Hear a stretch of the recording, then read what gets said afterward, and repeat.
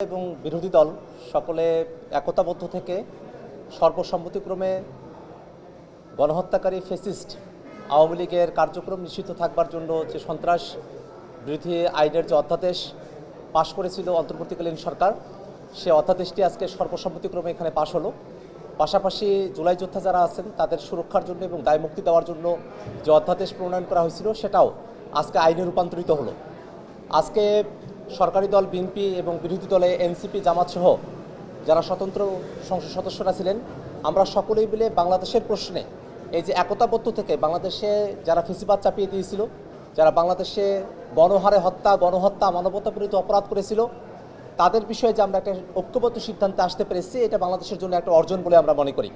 এবং আমরা মনে করি যে এই বাংলাদেশটাকে আওয়ামী লীগ এবং ফেসিবাদ উত্তর সময়ে নতুন করে গঠন করার ক্ষেত্রে সরকারি দল এবং বিরোধী দলের যে একতাবদ্ধ থেকে যে ভূমিকা, সেই ভূমিকার ক্ষেত্রে এটাও একটা মাইলফলক হিসেবে থাকবে। আমরা অতীতে যখন অন্তর্বর্তীকালীন সরকারের সময়টাতে আন্দোলন করেছিলাম, সেই আন্দোলনের প্রেক্ষাপটে আওয়ামী লীগের কার্যক্রমকে নিষিদ্ধ করা হয়েছিল। তারই প্রেক্ষাপটে আমরা দেখেছি যে তাদের নিবন্ধনকেও বাতিল করা হয়েছে, তারা নির্বাচনে অংশগ্রহণ করতে পারে নাই। সামনে আবার স্থানীয় সরকারের নির্বাচনগুলো হতে যাচ্ছে। আমরা সেই সময়টাতেও সরকারের তরফ থেকে স্পষ্ট আমরা সিদ্ধান্ত চাই, যাতে করে কোনো ফেসিবাদ এবং যারা ফেসিবাদের দোসর আছে তারা যেন জনগণের প্রতিনিধি হতে না পারে, সেই ব্যাপারটা নিশ্চিত করতে হবে।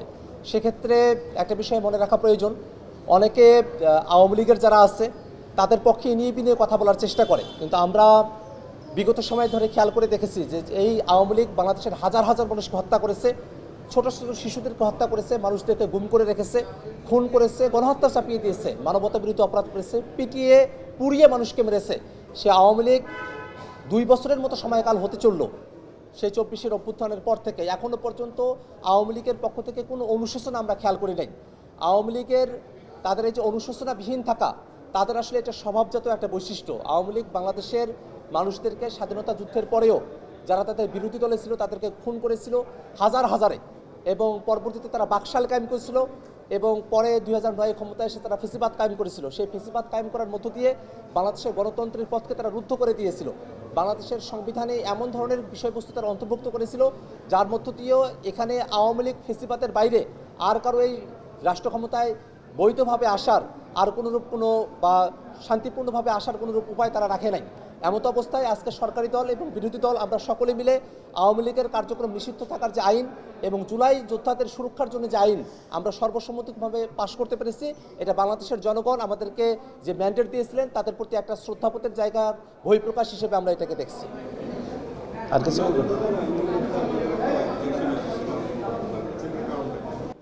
জুলাই যোদ্ধাদের সুরক্ষার বিষয়ে আমাদের এমপি হাসান আবদুল্লাহ তিনি আসলে এনসিপির যে অবস্থান সেটা তিনি ব্যাখ্যা করেছিলেন। আমরা যে আইনটি আজকে পাশ করা হয়েছে আমরা সেই আইনটির পক্ষে, কিন্তু সেই আইনে মানবাধিকার যে কমিশন, সেই কমিশনকে একটা দায়িত্ব দেওয়া হয়েছে তদন্ত করার জন্য, কিন্তু মানবাধিকার কমিশন নিয়ে যে আইনটি আছে সেই আইনটাকে আসলে দুর্বল করে ফেলা হচ্ছে।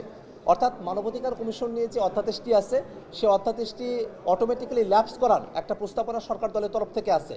যদি তেমনটাই হয়ে যায় সেক্ষেত্রে মানবাধিকার কমিশন একটা দুর্বল একটা প্রতিষ্ঠান হবে। যে দুর্বল প্রতিষ্ঠানের হাতে যদি এই তদন্তের কার্যভারটা থাকে তাহলে সেটা সরকার নিয়ন্ত্রিত বেশি হবে, সেটা একটা অটোনোমাস বডি হিসেবে সেটার ফাংশনালিটি কমে আসবে। এই কারণে আমরা মূলত এই আইনের বিরুদ্ধে না, এই আইনে যে মানবাধিকার কমিশনকে দায়িত্ব দেওয়া হয়েছে সেই মানবাধিকার কমিশনকে শক্ত রাখার জন্য, স্ট্রং রাখার জন্য, একটা নিরপেক্ষ মানবাধিকার কমিশন করার জন্য যে অধ্যাদেশটা করা হয়েছে সেই অধ্যাদেশটা যাতে অটোমেটিক্যালি ল্যাপস না করে সেটাকে পাশ করা হয়, সেই ব্যাপারটাই আমরা এনসিপির পক্ষ থেকে আজকে সংসদে আমরা উত্থাপন করেছি।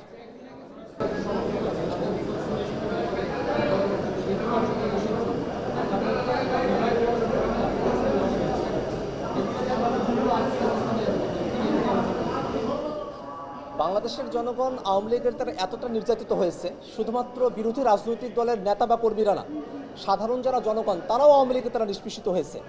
একেবারে গ্রাম পর্যায়ের যে আওয়ামী লীগের নেতারা যারা ছিল তারা এই দীর্ঘ 16 বছরের শোষণের সময়টাতে তারা মানুষের জমি জিরাত বাড়ি ঘর সেগুলো তারা দখল করতো, ছোট ছোট ব্যবসা প্রতিষ্ঠানগুলো দখল করতো, মানুষকে হুমকি দিত, মানুষের হাত পা তারা কেটে ফেলতো। এরকম ধরনের অসংখ্য নজির এখানে আছে।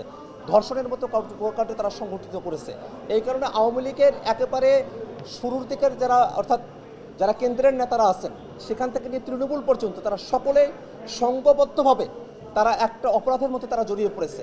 এই অপরাধীরা তাদের মধ্যে কোনো ধরনের কোনো অনুশোচনা নেই, তারা বাংলাদেশকে ধারণ করে না, তারা বাংলাদেশের কোনো পার্টি হিসেবে তারা কার্যক্রম করে নাই, তারা ভারতকে সুবিধা দেওয়ার জন্য তারা বাংলাদেশের একটা প্রক্সি পার্টি হিসেবে তারা এখানে কাজ করেছে। সেই ফেসিবাদী পার্টি পৃথিবীতে কোনো কালেই গণতন্ত্রের সাথে সাযুজ্যপূর্ণ হিসেবে তাদেরকে গ্রহণ করা হয় না। যে নাজি পার্টি ছিল জার্মানিতে, তাদেরকেও কিন্তু পরবর্তীতে নিষিদ্ধ করা হয়েছে। এই কারণে আওয়ামী লীগের তাদেরকে সিদ্ধ করা, তাদেরকে বৈধ করা, তার কোনোরূপ সুযোগ বাংলাদেশের ভবিষ্যতে রাজনীতিতে আর ঘটবে না। বাংলাদেশের তরুণ যে প্রজন্ম আছে, সেই প্রজন্ম আওয়ামী লীগকে বাংলাদেশে আর পুনর্বাসিত হওয়ার কোনো সুযোগ দেবে না। সংরক্ষিত নারী আসনে এমপি মনোনয়নের ক্ষেত্রে আমরা যারা বিরোধী দলে আছি, আমরা আসলে জোটগতভাবেই সেখানে প্রার্থী মনোনয়ন দেব। সেক্ষেত্রে যারা প্রার্থী হচ্ছেন সেখানে তারা জোটের প্রার্থী হিসেবে থাকছেন। এনসিপির পক্ষ থেকে কারা মনোনয়ন পাচ্ছেন বা কে মনোনয়ন পাচ্ছেন সে বিষয়গুলো নিয়ে আমাদের মধ্যে আলাপ আলোচনা চলছে।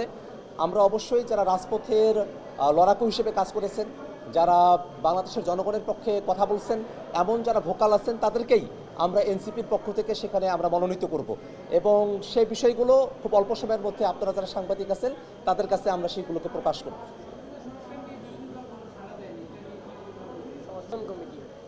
আসলে সরকার দল যদি সংবিধানের সংস্কার চাইতো তাহলে আমাদের পক্ষ থেকে সারা শুধু না, সব ধরনের কোঅপারেশন থাকতো। কিন্তু সরকার দল আসলে সংস্কারটা তারা চায় না, তারা বলছে সংশোধনের কথা। সংশোধন খুব লিমিটেড স্কোপে থাকা একটা জিনিস, অর্থাৎ সংশোধনের মধ্য দিয়ে মৌলিক কাঠামোতে কোনো পরিবর্তন আনা যায় না, কিন্তু গাঠনিক ক্ষমতাপ্রাপ্ত সংস্কারের মধ্য দিয়েই মৌলিক কাঠামোতে একটা পরিবর্তন নিয়ে আসা যায়। যেহেতু জুলাই সনদের মধ্যে এমন অনেকগুলো বিষয় নিয়ে আমরা আলাপ আলোচনা করেছি, যেটা এমন অনেকগুলো বিষয় বিএনপির ঐক্যমত্যতাও আছে, যে বিষয়গুলো আসলে সংবিধানের যে মৌলিক কাঠামো আছে সেটাকে আসলে অক্ষুণ্ণ রাখবে না। যেমন আমরা হাইকোর্টকে বিভাগীয় শহরে নিয়ে যাওয়ার কথা বলছি, এখানে সরকারি দল বিরোধী দল অর্থাৎ বিএনপি, এনসিপি, জামাত সকলের কিন্তু এখানে একটা ঐক্যমত্যতা রয়েছে। কিন্তু এটা কিন্তু বাংলাদেশের যে কোর্ট আগেই কিন্তু এই বিষয়টাকে অর্থাৎ হাইকোর্টের ডিভিশনকে বিভাগীয় পর্যায়ে নিয়ে যাওয়া এটাকে অসাংবিধানিক ঘোষণা করে রেখেছে। এই বড় যে পরিবর্তনগুলো আছে এটাকে যদি টেকসই করতে হয় তাহলে আমাদেরকে সংবিধানের সংস্কার করতে হবে। একটা গাঠনিক ক্ষমতাপ্রাপ্ত সংবিধান সংস্কার পরিষদের মধ্য দিয়ে এটা করা সম্ভব। আপনারা দেখবেন যে বিএনপি তারা জুলাই সনদ বাস্তবায়নের কথা বলছে, কিন্তু তারা যে জুলাই সনদের কথা বলে সেই জুলাই সনদ তারা কিন্তু তাদের মতো করে একটা জুলাই সনদ, যেখানে জুলাই সনদের দুইটা পার্ট আছে, একটা বাঁ দিকের অংশ যেটা মূল জুলাই সনদ, একটা ডান দিকের অংশ যেখানে আছে নোট অফ ডিসেন্ট। বিএনপি যখন জুলাই সনদের কথা বলে তখন তারা মূল অংশ বাঁ দিকের যে অংশটা আছে তার কথা তারা বলে না, ডান দিকে তাদের যে নোট অফ ডিসেন্ট আছে সেই কথাটা তারা বলে। বড় বড় যে বিষয়গুলো আছে আপনারা খেয়াল করে দেখবেন যে তত্ত্বাবধায়ক সরকার পুনঃপ্রতিষ্ঠা করতে হবে, এই ব্যাপারে এনসিপি, বিএনপি, জামাত এমনকি বর্তমান কমিশনে যতগুলো রাজনৈতিক দল ছিল আমরা সকলেই একমত। কিন্তু এই তত্ত্বাবধায়ক সরকারটা আসলে কোন ফর্মুলায় গঠিত হবে, এটা কি ত্রয়োদশ সংশোধনীর মতো করে সাবেক প্রধান বিচারপতি তাদেরকে নিয়ে একটা তত্ত্বাবধায়ক সরকার, নাকি নতুন একটা ফর্মুলা আসবে, সেটা নিয়েই মূলত ডিবেটের জায়গাটা।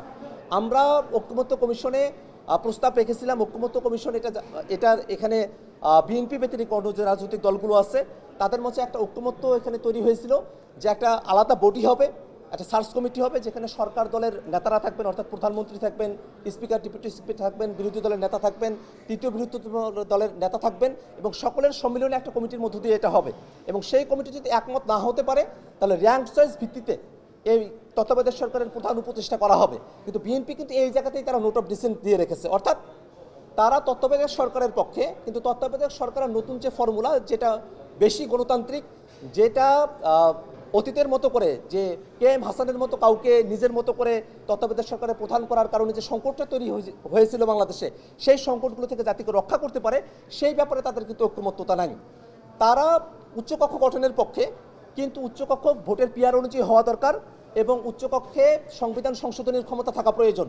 এই দুইটা বিষয় তারা চায় না, অর্থাৎ তারা উচ্চকক্ষ চায় এমন একটা উচ্চকক্ষ যে উচ্চকক্ষটা হবে মানে সেখানে যারা বিএনপির মানে পুনর্বাসন কেন্দ্র হিসেবে সেটা একটা কাজ করবে আর কি, এবং সেখানে কোনো ক্ষমতা থাকবে না। এমন ধরনের উচ্চকক্ষ তো আমাদের প্রয়োজন নাই। আমাদের প্রয়োজন হচ্ছে যে উচ্চকক্ষ সংবিধান সংশোধনের ক্ষেত্রে ভূমিকা রাখতে পারবে, যে উচ্চকক্ষ ভোটের পিআর অনুযায়ী হবে। এরকম অনেকগুলো বিষয় আছে যে বিষয়গুলোতে বিএনপির নোট অফ ডিসেন্ট আছে এবং তারা যখন জুলাই সনদের কথা বলে তারা মূলত নোট অফ ডিসেন্টের কথা বলে। জুলাই সনদের বাঁ দিকের মূল যে ভাষ্য সেই ভাষ্য কোনোভাবেই বিএনপি বাস্তবায়ন করবে না, এটাই তাদের বক্তব্য থেকে প্রতীয়মান হয়। Thank you.